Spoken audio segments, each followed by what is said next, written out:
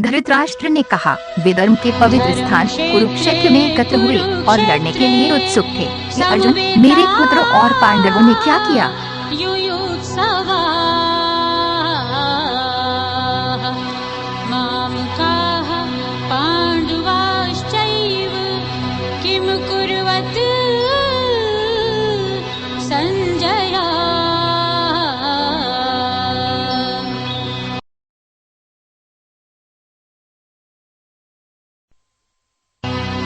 संजय ने कहा, दुर्योधन ने पांडवों की सेना को युद्ध के मैदान में तैयार देखकर अपने आध्यात्मिक गुरुवार के पास जाकर उन्हें इस प्रकार संबोधित किया। दुर्योधनस्तदा आचार्यम् उपसंगम्य राजा वचनमब्रवीत्।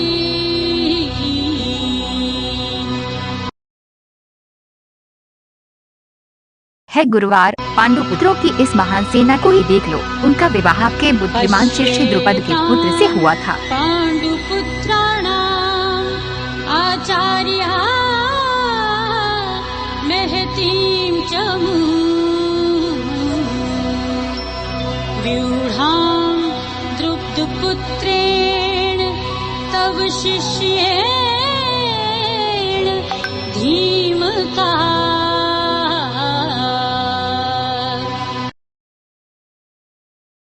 यह युद्ध में भीम और अर्जुन के समान महान धनुर्धारियों वाले वीर पुरुष हैं। युद्धन, विराट और द्रुपद महान साथी। महेश्वासाः भीमार्जुन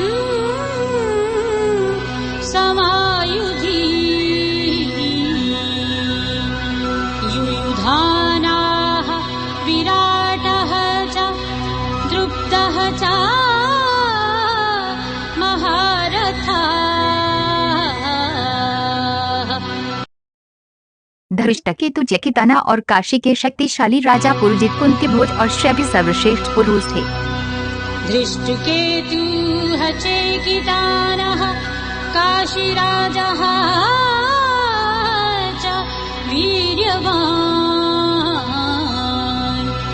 पुरुजित् कुन्तीभोजः च शैब्यः च नरपुङ्गवा।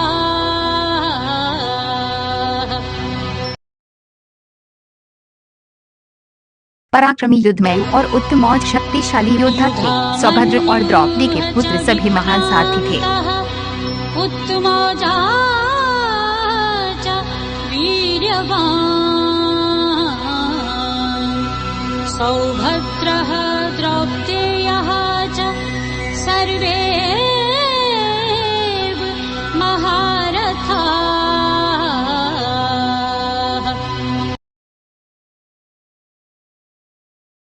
हे श्रेष्ठ ब्राह्मणों, कृपया उन लोगों के बारे में सुनिए जो हमसे अलग हैं। अब मैं आपकी जानकारी के लिए अपनी सेना के प्रमुखों का वर्णन करूंगा। द्विजोत्तमा नायकाः मम सैन्यस्य संज्ञार्थं तान् ब्रवीमि ते।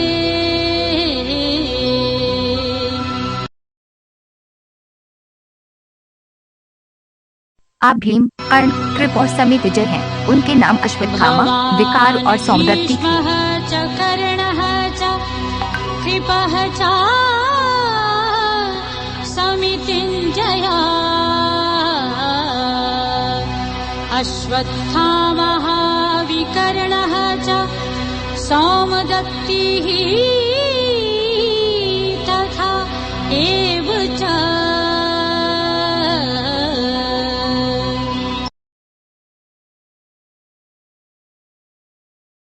कई और वीरों ने मेरी खातिर अपने प्राणों की आहुति दी है। वे सभी विभिन्न हथियारों और हथियारों से लैस थे और युद्ध में विशेषज्ञ थे।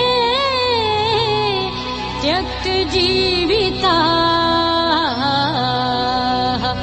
नाना शस्त्र प्रहरणाः सर्वे युद्ध विशारदा।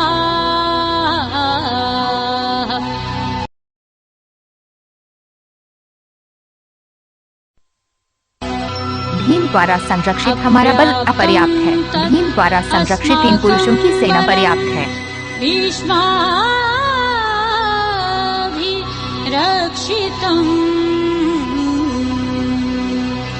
पर्याप्तं तु इदं एतेषां बलम् भीमाभिरक्षितम्।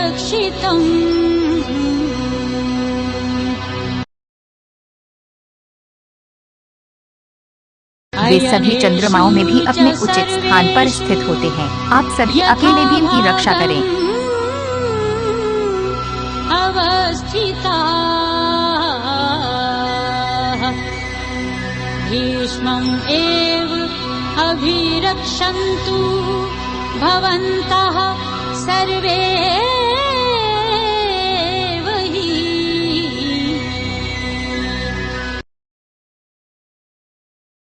कौरवों में सबसे बड़े कौरवों के दादा ने उन्हें बहुत खुशी दी। पराक्रमी राम सिंह की तरह गरजे और जोर से अपना शंख बजाया। कुरु वृद्धाः पितामहाः सिंहनादं विनद्य उच्चैः शङ्खं दध्मो प्रतापवान्।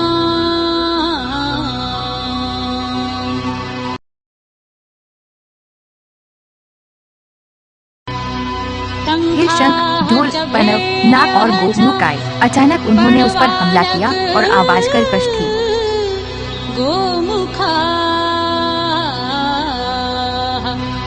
सहसा एव अभ्यन्यन्तः सः शब्दः तुमुलः अभवत्।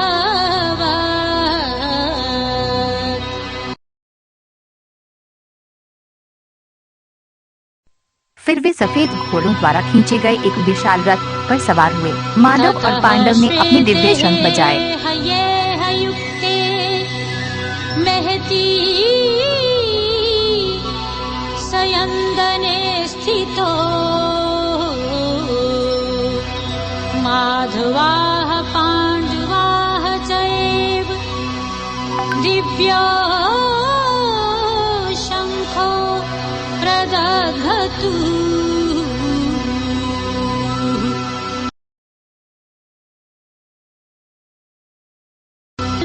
ऋषिकेश ने पंचजय को और अर्जुन ने देवदत्त को जन्म दिया। भीष्मकर्म ने पौष्रुत नामक अपना महान शंख बजाया। धनञ्जया पौण्ड्रं दधुमो महाशङ्खं भीमकर्मा मृकोदरा।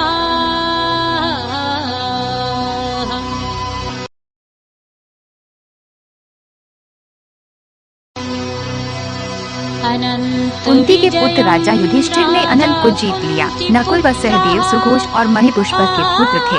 काशी सर्वश्रेष्ठ धनुर्धर थे और शिखंडी महान साथी धृष्टद्युम्न, विराट और सात्यकी अजय थे। हे पृथ्वी के स्वामी, द्रुपद और द्रौपदी के पुत्र सभी नष्ट हो गए। पराक्रमी सौभद्र और अन्य लोगों ने अलग अलग शंख बजाए।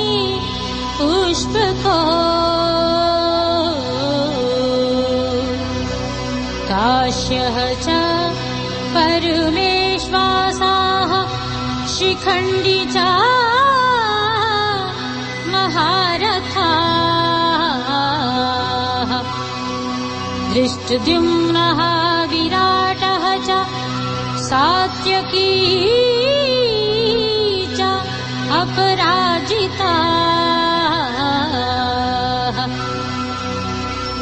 दृप्तः द्रौपदेयाः च सर्वशाः पृथ्वीपते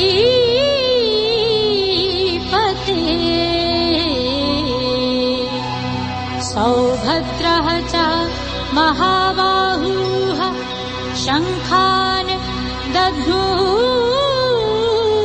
पृथक् पृथक्।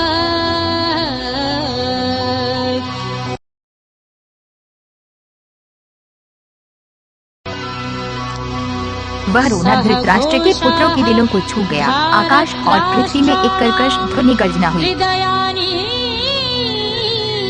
वयदारय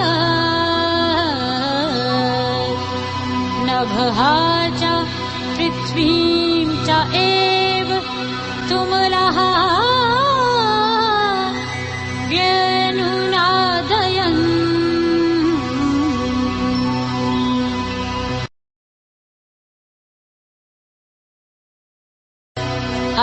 तब वानरों के ध्वज ने धृतराष्ट्र के पुत्रों को खड़ा देखा। जैसे ही हथियारों की लड़ाई शुरू हुई, पांडवों ने अपने धनुष उठाए। हे राजा, तब उन्होंने भगवान श्री कृष्ण को इस प्रकार संबोधित किया। प्रवृत्ते शस्त्र संपाते धनुः उद्यम्य पांडवाः ऋषिकेशं तदा वाक्यम् इदम् आह महीपते।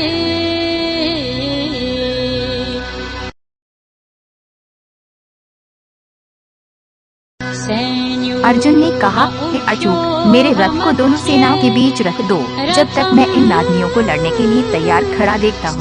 युद्ध की इस तैयारी में मैं किसके साथ लड़ूं?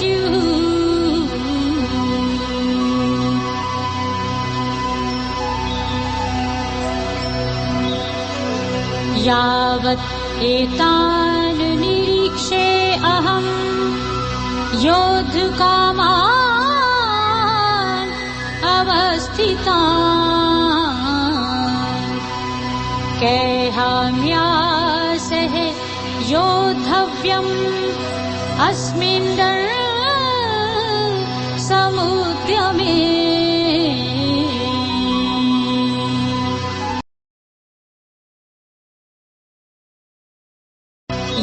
मैं उन लोगों को देख रहा हूँ जो यहाँ एक साथ लड़ते हुए आए हैं। वे युद्ध में दुष्ट धृतराष्ट्र को प्रसन्न करना चाहते थे।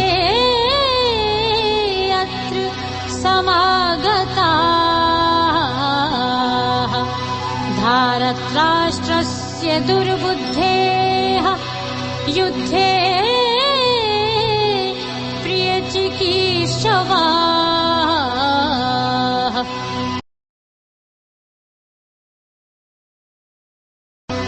संजय ने कहा, इस प्रकार भगवान गुणकेश द्वारा संबोधित करते हुए भगवान ऋषिकेश ने भारत की दोनों सेनाओं के बीच अपना उत्कृष्ट रथ रखा।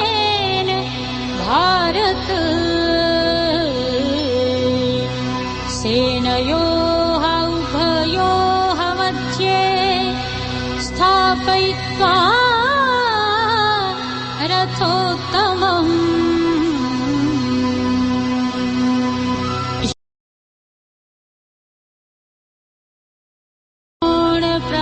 भीम और द्रोण सबसे आगे और पृथ्वी के सभी राजाओं ने कहा, हे पृथा के पुत्र, बस इन कौरवों को एक साथ इकट्ठा होते हुए देखो। उवाच पार्थ पश्य एतान् समवेतान् कुरुनीति।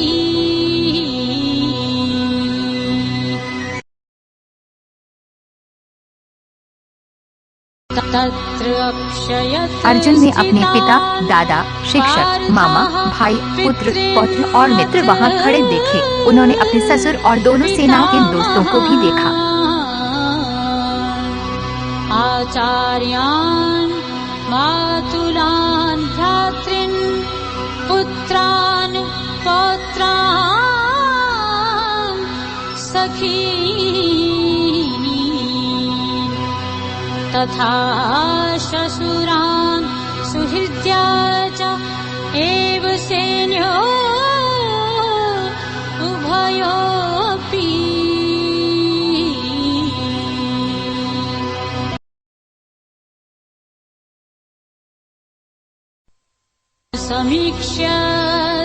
कौंटेय ने वहाँ खड़े अपने सभी संबंधियों की ओर देखा।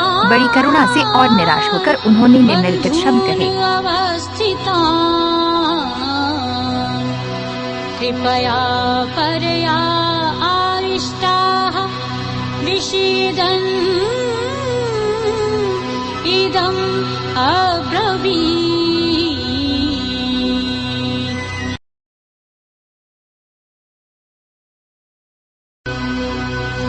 दृष्ट्वा इमं अर्जुन ने कहा, हे कृष्ण, मेरे इन रिश्तेदारों को लड़ने के लिए उत्सुक देखकर मेरे अंगों में दर्द हो रहा है और मेरा मुंह सूख गया है।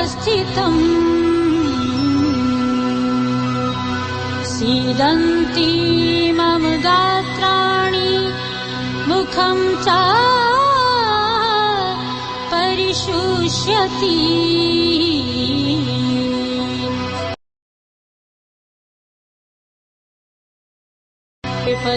मेरा शरीर कांपता है और मेरे बाल शरीर पर खड़े हो जाते हैं, हाथ से गाँव गिर जाता है और त्वचा जल जाती है।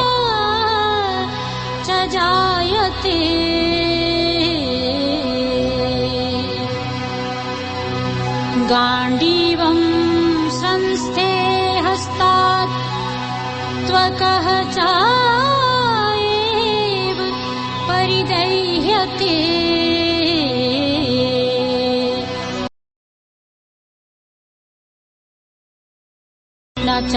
मेरे हाथ से गाँव फिसल रहा है और मेरी त्वचा जल रही है। मैं स्थिर नहीं रह सकता और मेरा मन व्याकुल हो रहा है।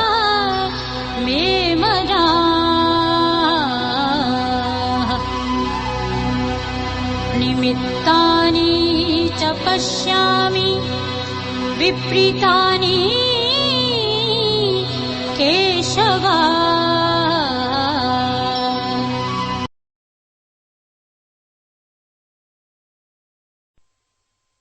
मैं युद्ध में अपने ही लोगों को मारने में कोई भलाई नहीं देखता। हे कृष्ण, मुझे विजय की इच्छा नहीं है, नहीं मुझे राज्य या सुख की इच्छा है।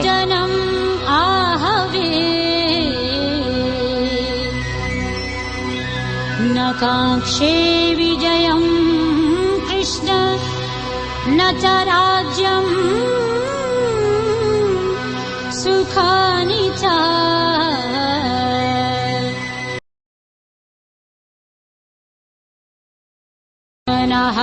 है गोविंदा, हमारे राज्य भोग या जीवन का क्या उपयोग है? हम किसके लिए राज्य, सुख और सुख चाहते हैं? ये शिक्षक, पिता, पुत्र और दादा हैं, जिन्होंने युद्ध में अपने जीवन और धन का बलिदान किया है। मामा, ससुर, पोते, साले और रिश्तेदार, हे मधुसूदन, कृपया मुझे मार डालें, क्योंकि मैं इन राक्षसों को मारना नहीं चाहता। तीनों लोगों के राज्य के लिए भी पृथ्वी का क्या? हे नादन, धृतराष्ट्र को मारने में हमें क्या सुख मिल सकता है? ते इमे अवस्थिताः युद्धे प्राणान् त्यक्त्वा धनानि च।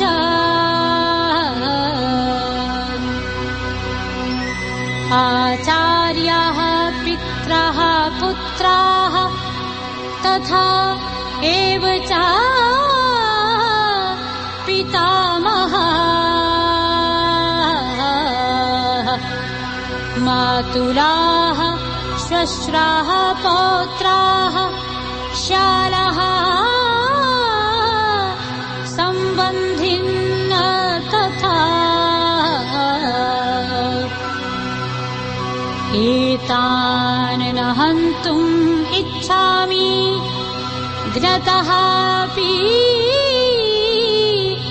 मधुसूदन।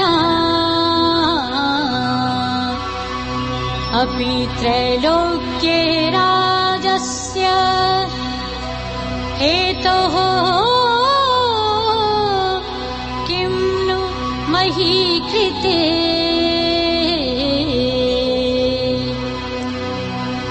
निहत्य धारत्राष्ट्रान् नः का प्रीतिः स्यात् जनार्दन।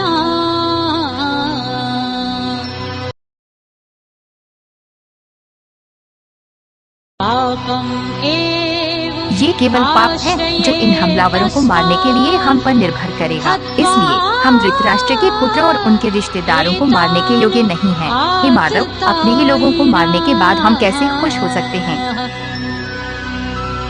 तस्मात् नः अर्हाः वयं हन्तुं धारत्राष्ट्रान् स्वबान्धवान्। स्वजनं हि कथं हत्वा सुखिनः श्याम माधवा।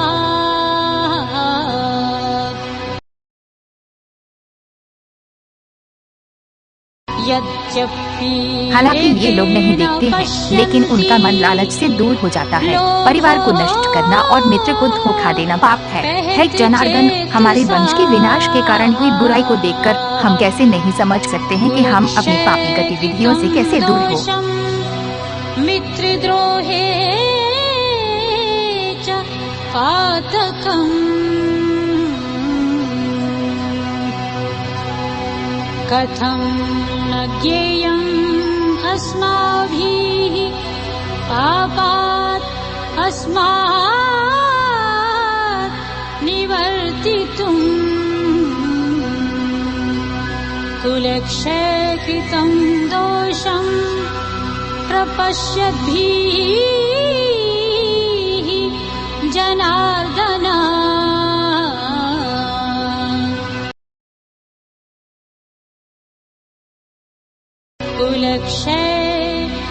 जब एक परिवार नष्ट हो जाता है तो परिवार के शाश्वत रीति रिवाज नष्ट हो जाते हैं। जब धार्मिक सिद्धांत नष्ट हो जाते हैं तो धर्म पूरे परिवार पर हावी हो जाता है।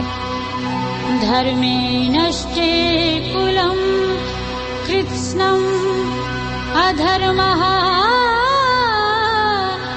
अभिभवति।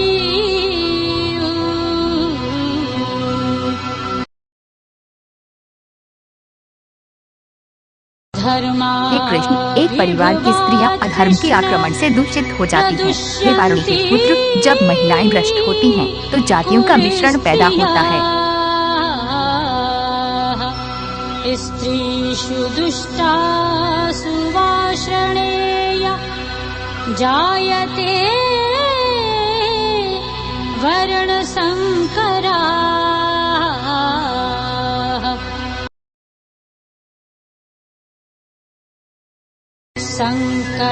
परिवार और परिवार के संहारकों का मिश्रण ही नरक का एकमात्र रास्ता है। उनके पूर्वज गिर जाते हैं और उनके हवन और जल चढ़ाने के अनुष्ठान नष्ट हो जाते हैं। पतन्ति पितरः हि येषां लुप्तपिण्डो दग्क्रिया।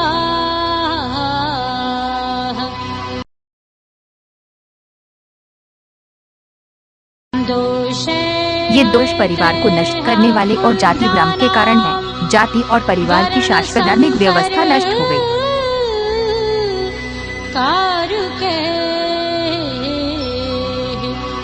उत्साद्यन्ते जाति धर्माः कुल धर्माः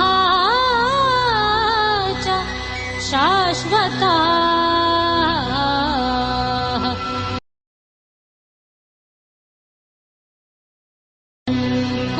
हे जनार्दन, पुरुषों का पारिवारिक धर्म नष्ट हो गया है। हमने सुना है कि मनुष्य अनंत काल तक नरक में रहता है। नरके अनियतं वासः भवति इति अनुशुश्रुमा।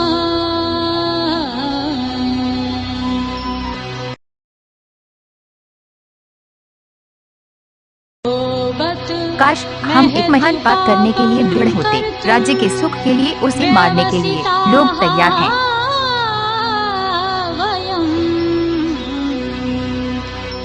यत् राज्य सुख लोभेन हन्तुं स्वजनं उद्यता।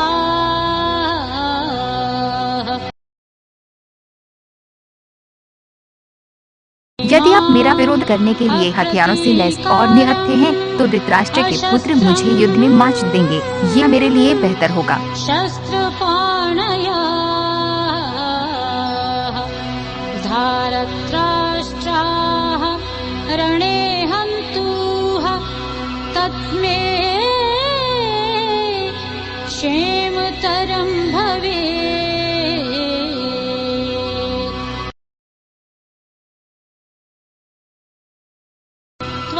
संजय ने कहा। ऐसा कहकर अर्जुन ने शौक से व्याकुल मन से अपना धनुष बाण फेंक लिया और युद्ध में अपने रथ के आसन पर बैठ गया।